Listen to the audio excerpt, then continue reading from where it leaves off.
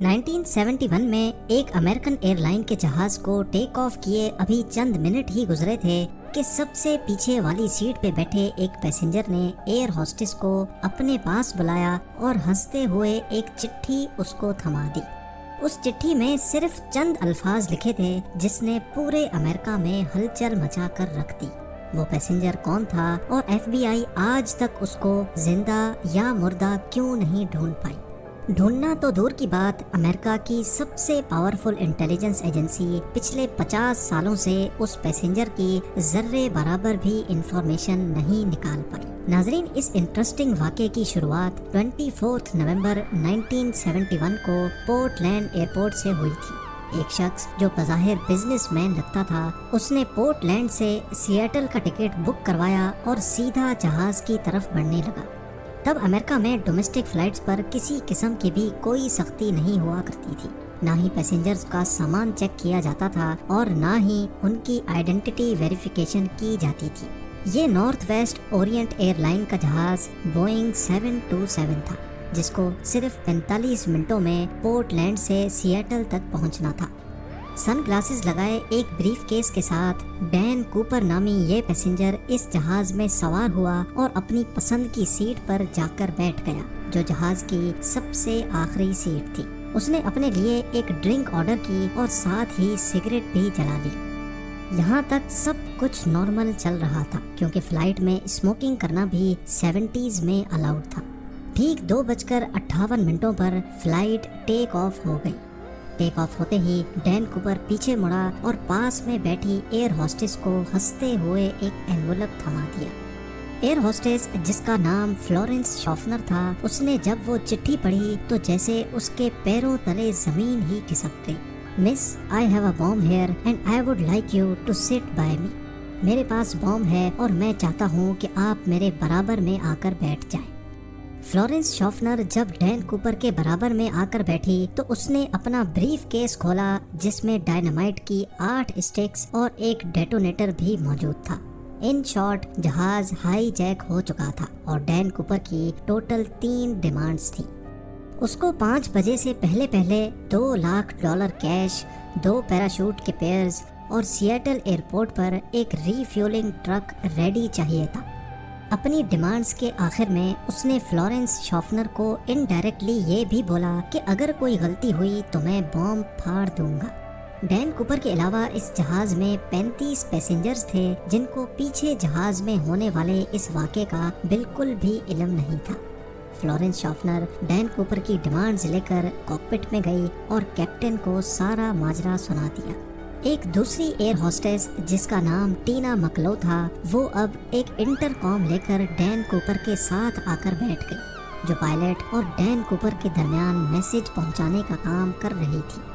یاد رہے کہ یہ امریکہ کی ہسٹری میں ہونے والا پہلا پلین ہائی جیک تھا جو رینسم کے لیے کیا گیا تھا۔ اسی وجہ سے لوکل اتھارٹیز اور ایف بی آئی نے فیصلہ کیا کہ ہائی جیکر کی ساری ڈیمانڈز پوری کی جائیں۔ ظاہر ہے اتھارٹیز کو بھی معلوم تھا کہ ڈین کوپر ان سے بھاگ کر زیادہ دور نہیں جا پائے گا۔ فلائٹ، جس کو صرف 45 منٹوں میں ہی سیاٹل میں لینڈ کرنا تھا، وہ اب اگلے 1.5 گھنٹے تک ایئرپورٹ کے گرد گردش کرتی رہی اور بقایا 35 پیسنجرز جو اس سارے واقعے سے بالکل بے خبر تھے، ان کو بتایا گیا کہ ٹیکنیکل ڈیفیکلٹی کی وجہ سے پلین کی لینڈنگ میں دشواری ہو رہی ہے۔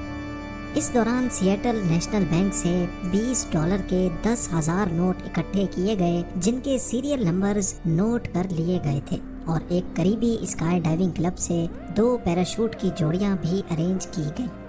5:45 پہ جہاز کو لینڈ کرایا گیا اور وعدے کے مطابق ڈین کوپر کو پیسوں سے بھرا ایک بیگ اور 2 پیراشوٹ کے پیئرز فراہم کیے گئے۔ ساتھ ہی ساتھ جہاز کو ری فیول بھی کر دیا گیا۔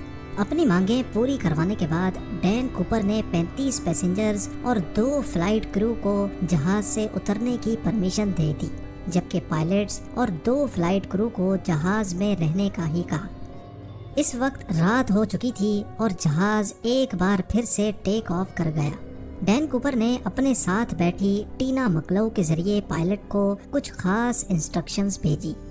وہ چاہتا تھا کہ جہاز کے لینڈنگ گیئرز اور فلیپس کھلے رہیں، الٹیٹیوڈ 10,000 فیٹ ہو، اسپیڈ 320 किलोमीटर पर आवर और जहाज को सीधा मेक्सिको सिटी लेकर जाया जाए। पायलट ने बाकी तमाम डिमांड्स तो पूरी कर दी, लेकिन जहाज को सीधा मेक्सिको सिटी लेकर जाना फ्यूल की वजह से पॉसिबल नहीं था। लिहाजा पायलट ने डैन कूपर को रीफ्यूलिंग के लिए 2 ऑप्शंस दिए, रीनो या फिर फिनिक्स। डैन कूपर रीनो पर राजी हो गया। दूसरी तरफ लोकल और फेडरल अथॉरिटीज भी अपना काम कर रही थी। 2 फाइटर जेट्स को जहाज के पीछे रवाना किया गया, लेकिन वो इतनी स्लो स्पीड मेंटेन नहीं कर पा रहे थे। इसी वजह से उन्होंने जहाज के गिर्द चक्कर लगाना शुरू कर दिया। रात के अंधेरे में जहाज रीनो की तरफ रवां दवां था। इतने में डैन कूपर ने पास बैठी टीना मकलो को कॉकपिट में जाने का कहा, जहां 2 पायलट्स और एक फ्लाइट अटेंडेंट मौजूद थी। जब टीना कॉकपिट का दरवाजा बंद करने के लिए पलटी तो उसने आखिरी बार सिर्फ इतना देखा कि डैन कूपर अपनी कमर पर कुछ बांध रहा था।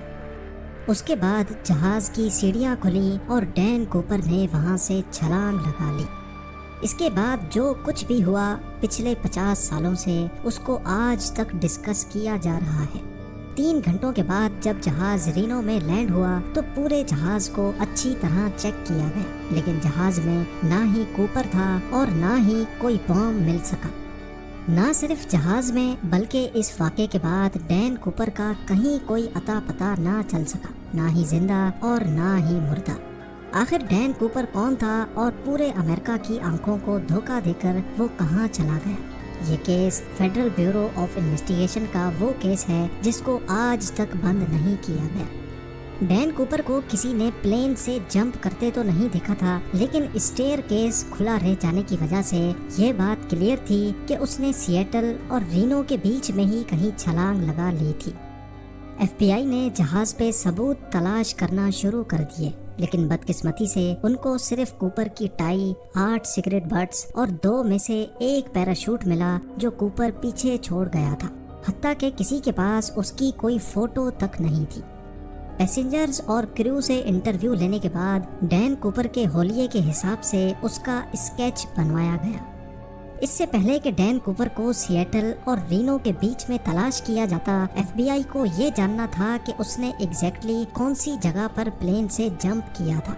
ये जानना ज्यादा मुश्किल नहीं था क्योंकि जहाज ऑटो पायलट पे था, यानी जिस पाथ पर जहाज फ्लाई कर रहा था वो ऑलरेडी रिकॉर्डेड था।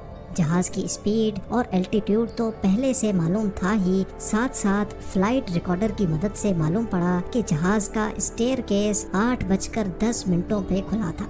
इन तमाम इंफॉर्मेशन की बेसिस पे डैन कूपर की ड्रॉप लोकेशन का अंदाजा लगाकर एक सर्च एरिया डिफाइन किया गया।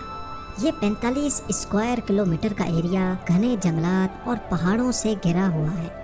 एरियल टीम और लैंड सर्च टीम ने इस पूरे एरिया का चप्पा चप्पा छान लिया, लेकिन ना कूपर का कोई नामो निशान मिला और ना ही कोई ब्रीफ केस मिला या फिर पैसे। हत्ता कि इस पूरे एरिया में इतनी शदीद सर्दी थी कि सबको यही लगा कि डैन कूपर मर गया होगा, लेकिन उसके बाद जो हुआ वो FBI के वहमो गुमान में भी नहीं था। अमेरिकन हिस्ट्री में पहली बार FBI ने इस केस के लिए पब्लिक से हेल्प लेना शुरू कर दी। डैन कूपर का स्केच और $2 लाख के सीरियल नंबर भी अखबारों में शाया किए गए और डैन कूपर के बारे में कोई भी इंफॉर्मेशन देने पर इनाम देने का वादा भी किया गया। उनका ख्याल था कि कूपर अगर जिंदा होगा तो वो पैसे कहीं ना कहीं जरूर खर्च करेगा, लेकिन हैरत अंगेज तौर पे उस सीरियल नंबर का एक भी नोट कभी भी कहीं भी दोबारा जाहिर नहीं हुआ। लेकिन मामला अभी खत्म नहीं हुआ था। करीब 9 सालों के बाद यानी 1980 में एक वाकया हुआ। सदर्न वॉशिंगटन में कोलंबियन रिवर के किनारे एक बीच है जिसको टीना बार कहा जाता है। यहाँ एक बच्चा अपने पेरेंट्स के साथ खेल रहा था जब उसको रिवर के किनारे नोटों की 3 गड्डियाँ मिली। ये $20 के नोटों की गड्डियाँ थीं जो टोटल $5,800 बनते थे। बच्चे के पेरेंट्स ये पैसे लेकर FBI के पास गए। खुशकिस्मती से इनके सीरियल नंबर उन नोटों से मैच कर गए जो डैन कूपर लेकर गया था। डैन कूपर हाईजैकिंग केस में 9 सालों के बाद ये पहली प्रोग्रेस थी, लेकिन बजाय केस को सॉल्व करने के इस वाक़े ने केस को मजीद उलझा कर रख दिया। کیونکہ یہ پیسے ڈراپ لوکیشن سے قریب 27 کلومیٹر دور پائے گئے تھے۔ پہلے یہ سمجھا گیا کہ ڈراپ زون میں واقع لوئس ریور میں یہ پیسے ڈین کوپر سے ہی گرے ہوں گے اور وہاں سے بہتے ہوئے کولمبین ریور تک آئے ہوں گے، لیکن بعد میں نوٹس کیا گیا کہ کولمبین ریور تو اپوزٹ ڈائریکشن میں فلو کرتی ہے، یعنی یہ پیسے لوئس ریور سے بہہ کر ٹینا بار بیچ تک کسی بھی صورت نہیں پہنچ سکتے۔ ایف بی آئی کے لیے یہ معاملہ تو سلجھنے کے بجائے الجھتا ہی جا رہا تھا۔ نہ صرف اتنا بلکہ ٹینا بار بیچ جہاں سے یہ پیسے برآمد ہوئے تھے، یہاں 1974 میں کچھ کھدائی کا کام کیا گیا تھا۔ ہائی جیکنگ کے 3 سالوں کے بعد ٹینا بار بیچ کے کنارے ایکسٹرا ریت ڈالی گئی تھی اور ملنے والے پیسے اس ریت کے اندر پائے گئے تھے۔ اس نئی انفارمیشن سے تو یہ ظاہر ہوتا ہے کہ ڈین کوپر یا پھر اس کے کسی ساتھی نے جان بوجھ کر کیس کو الجھانے کے لیے 3 سالوں کے بعد ٹینا بار بیچ پر آ کر یہ پیسے دفنائے تھے۔ اس کیس کو لے کر ایف بی آئی نے کوپر جیسے دکھنے والے لوگوں سے انویسٹیگیشن کی، لیکن کوئی خاطر خواہ سراغ نہ مل سکا۔ کئی تھیوریز یہ بھی کہتی ہیں کہ کوپر شاید کوئی ٹرینڈ ملٹری کمانڈو تھا، کیونکہ جو پیراشوٹ وہ اپنے ساتھ لے کر گیا تھا وہ ایک ملٹری پیراشوٹ تھا اور اس کو آپریٹ کرنا اس پیراشوٹ سے زیادہ مشکل تھا جو وہ پلین میں ہی چھوڑ کر گیا تھا۔ 1980 میں $5,800 کیش ملنے کے علاوہ بقایا 9,710 نوٹ دوبارہ کبھی نہیں مل پائے۔ ایویڈنس کے طور پہ ایف بی آئی کے پاس ڈین کوپر کے اس اسکیچ کے علاوہ صرف یہ ٹکٹ ہے جس میں اس نے خود اپنا نام لکھا تھا، اور یہ ٹائی جس پر کلپ لیفٹ سائڈ پہ لگی تھی، جس سے یہ ظاہر ہوتا ہے کہ ڈین کوپر لیفٹ ہینڈڈ تھا۔ اس کیس نے ایف بی آئی کو پچھلے 50 سالوں سے سوالوں میں الجھا کر رکھا ہے۔ آج بھی ایف بی آئی کی ویب سائٹ پر اس کیس کی تمام ڈیٹیلز موجود ہیں اور اس کیس کی فائل آج بھی کھلی ہوئی ہے۔